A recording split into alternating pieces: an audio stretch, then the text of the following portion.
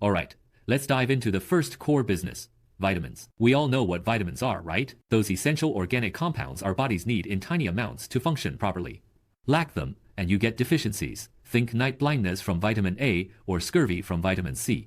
Zhejiang is a major player here, capable of producing 8 out of the 13 officially recognized vitamins. They're not messing around with the big ones like vitamin A, E, and C, but also produce niche ones like Biotin VB7, also known as VH, and vitamin D3. Where does it all go? A whopping 80% goes into animal feed, ensuring livestock health and growth. Another 12% is used in pharmaceuticals and cosmetics, and the remaining 8% in food and beverages. This table gives a quick overview of the 13 vitamins, their functions, and typical prices, giving context to the market. These charts really drive home the point about feed being the dominant application. Globally, 80% of vitamins are used in animal feed. If you look specifically at which vitamins are used in feed, vitamin C and E are the heavy hitters, accounting for 33% and 29% respectively, followed by niacin VB5 and then vitamin A. And if you break down feed types, pigs consume the most vitamin-fortified feed, taking up nearly half the market, followed by aquaculture feed, then meat and egg poultry feed. This tells us the vitamin market is heavily driven by the agricultural sector, particularly large-scale livestock farming. Downstream customers in feed aren't usually super sensitive to price fluctuations because vitamins are a relatively small part of their overall feed cost, maybe 2 to 5%, and demand is quite rigid. Now, let's zoom out to the global stage. China isn't just playing, it's dominating the vitamin production game.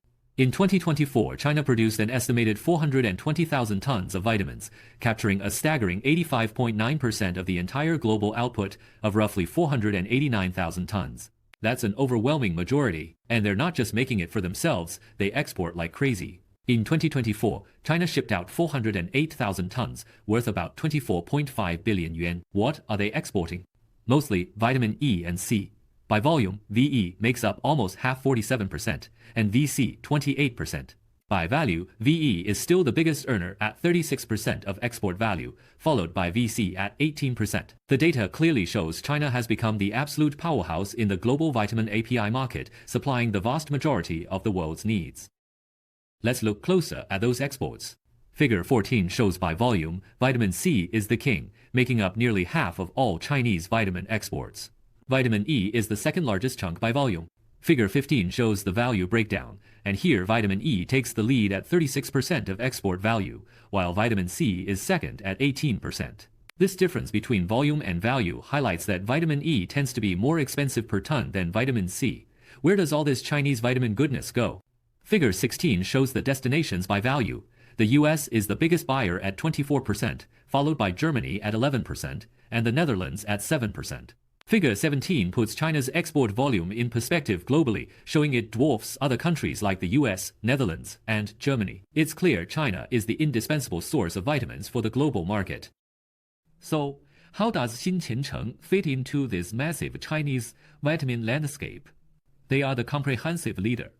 They don't just specialize in one type. They produce 8 out of 13 vitamins, covering both the blockbuster volumes like VE and VC, and the niche players like VH. They have a significant production capacity across many of these.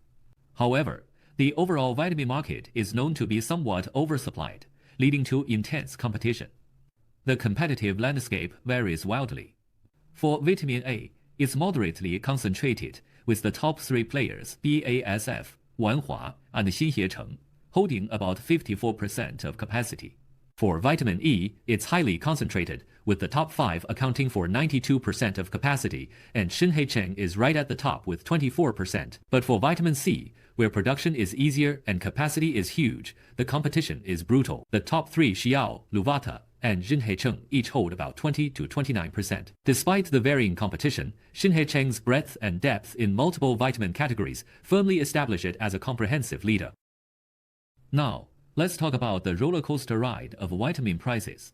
Unlike stable commodities, vitamin prices are notoriously volatile. Why? Because demand is generally stable, so price swings are mostly driven by supply shocks. Think about it. A fire at a key supplier's plant, stricter environmental rules forcing shutdowns, or a competitor deciding to exit the market. Look at the history. 2008 saw a massive spike in VA prices, over 240% in 6 months, triggered by rising raw material costs and reduced production by giants like BASF and DSM. 2014 brought another fire at BASF, causing VA prices to jump again. Then came 2015 with tougher environmental rules and a DSM shutdown, sending VA prices soaring over 230%. The peak was arguably 2017 to 2018, when another DSM accident and a repeat fire at BASF caused VA prices to explode by over 860%. Even recent events like COVID-19 and the 2024 BASF fire caused significant spikes. This chart vividly illustrates how vulnerable the market is to these supply disruptions, creating opportunities but also risks for producers. One of Xinhecheng's smartest moves was building an integrated supply chain. Instead of just focusing on the end product, they trace it back to basic chemical building blocks like acetone and acetone. From there, they develop a whole family of related products, vitamins, fragrances, and new materials. This creates huge synergy. Take citral, for example. It's a key intermediate used in making vitamin A, but it's also a fundamental building block for many fragrance and flavoring compounds. Because Xinhecheng can produce citral internally, they gain a significant cost advantage and ensure a stable supply for their own vitamin and fragrance divisions. This diagram beautifully illustrates this interconnectedness, showing how basic chemicals branch out into diverse, high-value products. It's a classic example of vertical integration creating competitive advantage. Let's zoom in on one of these critical links, citral. This stuff is special. Its synthesis is chemically complex, and dealing with the waste products is notoriously tricky. For a long time, only 3 companies globally could reliably produce it: BASF, Xinhecheng, and Kurere. But the market is changing fast. Wanhua Chemical just came online with a massive 48,000 ton per year plant. BASF plans to more than double its capacity eventually. And Xinhecheng isn't standing still either. They're adding another 10,000 tons at their Shandong base, likely to support their fragrance business too. So, while it was once a bottleneck, citral production is becoming more competitive. Where does it go? Almost half, 44%, feeds directly into vitamin A production. A significant chunk, 32%, goes into making menthol, another 8% into ionones, and 6% is sold as citral itself. It's a linchpin molecule in the industry. How does Xinhecheng make citral? Interestingly, they have 2 distinct production routes. Their own method starts with acetone and acetylene, goes through dihydrolinalool, and rearranges to form citral. This is a route they developed internally. The other major route, used by BASF and now Wanhua, uses isobutylene and formaldehyde. Having both methods gives Xinhecheng flexibility. It allows them to optimize production based on feedstock availability and market conditions. More importantly, their internal route cleverly connects to their downstream vitamin E and linalool fragrance businesses. This means they can potentially use byproducts or intermediate streams within their own integrated network, reducing costs and maximizing the value extracted from each batch of raw materials. This table compares the announced capacities of these 3 key players in the citral fragrance space, showing the scale of their operations. So, after all that talk about strategy and integration, how profitable is this vitamin business? The main engine is Shandong Xinhecheng Vitamin Co., Limited. In 2024 alone, this subsidiary pulled in nearly 3.7 billion yuan in revenue and generated a staggering 1.7 billion yuan in net profit. That translates to a net profit margin of over 46%. That's incredibly high for a commodity like vitamins.